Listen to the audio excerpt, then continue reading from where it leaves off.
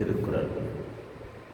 யாதனின் யாதனின் நீங்கியான் யாதென்னும் யாதனை நீங்கியான் நோதல் நோதல் அதனின் அதனின் இலன். அதனை அதன் இதழ்.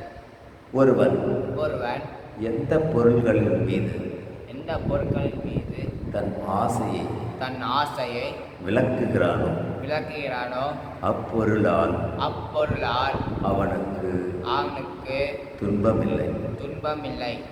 பற்றுக பற்றுக பற்றற்றான் பற்றினை பற்றற்றான் பற்றினை அப்பற்றை அப்பற்று பற்றுக பற்றுக பற்று விடற்க. பற்று விடுதல்.